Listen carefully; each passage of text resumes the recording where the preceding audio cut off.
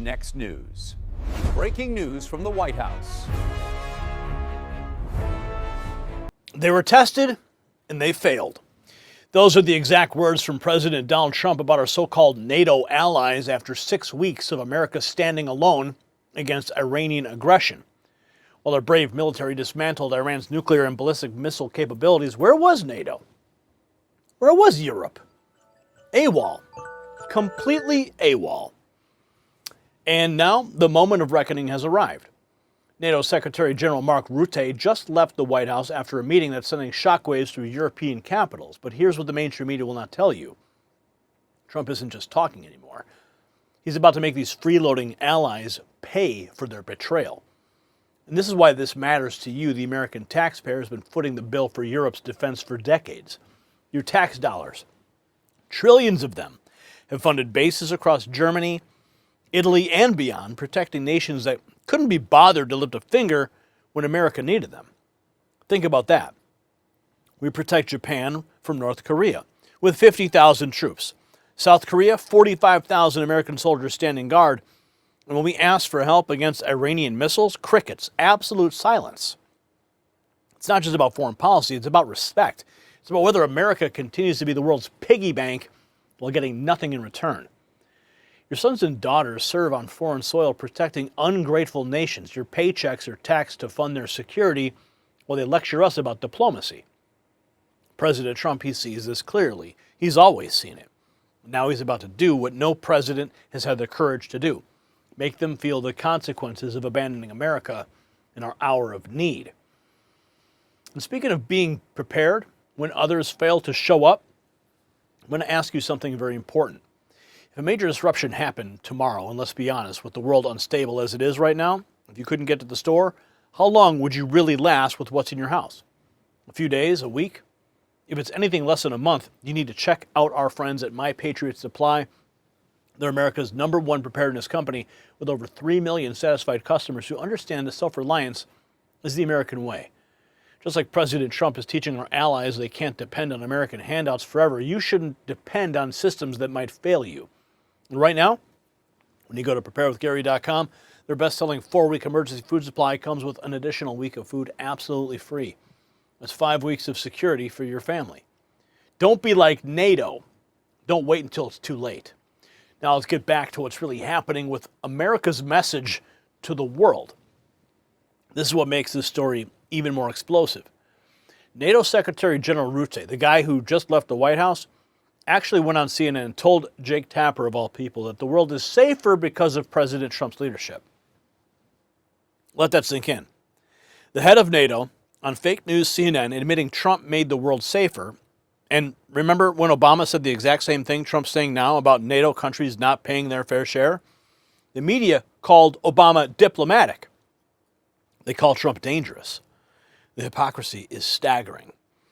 Here it is, the NATO Secretary General Rutte. He's left the building. The Oval Office meeting between Rutte and the president was a total shift in the room. Secretary General wasn't listening. He acknowledged countries were tested and failed reality. Listen.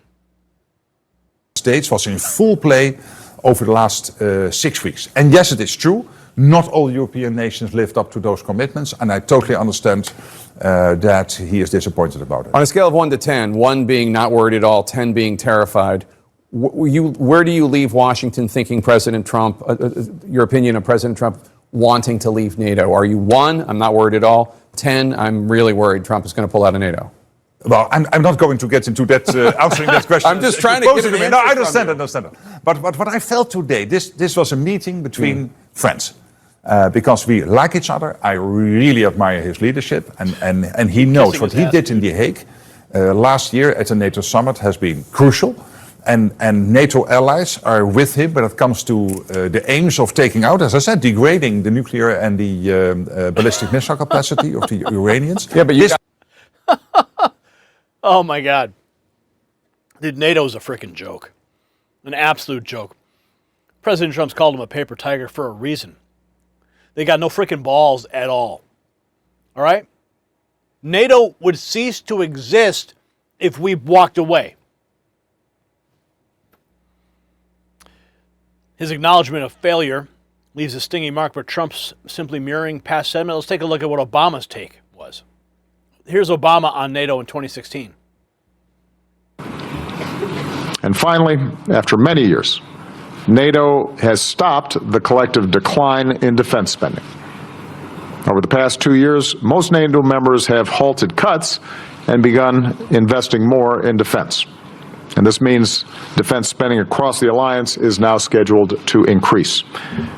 I especially want to commend our friends in the UK, Poland, Greece, Estonia, all who, along with the United States, pay their full share of at least 2% of GDP for our collective defense. But for those of you doing the math, that means that the majority of allies are still not hitting that 2% mark, an obligation we agreed to in Wales. So we had a very candid conversation about this. There's a recognition that given the range of threats that we face and the capabilities that we need, everybody's got to step up and everybody's got to do better. Everyone's got to step up. Everyone's got to do better. I guess it's only a problem when President Trump demands that NATO allies fulfill their commitments to the alliance. Obama's call for greater contributions from NATO seems to have fallen on deaf ears. Now Trump is considering a tough stance, punishing those allies. Trump is considering punishing the NATO countries which were unhelpful to the United States. Listen. One missile went 2,500 miles. They supposedly didn't have a missile like that. They had no missile with that capability. But they shot the now famous Ireland, the island that the UK was very afraid to give us because they didn't want to get dragged in. But we don't want to get dragged into their wars either. You know? One thing we're very disappointed, I'll say it publicly, we're very disappointed with NATO because NATO has done absolutely nothing. And I've always said, 25 years ago, I mean, I was somebody that wasn't a politician, but I was always involved in politics and I understood politics. I said 25 years ago that NATO's a paper tiger, but more importantly, that we'll come to their rescue, but they will never come to ours. NATO's a freaking joke. We need to get out of NATO quickly. Trump says other nations didn't help us either, not just NATO.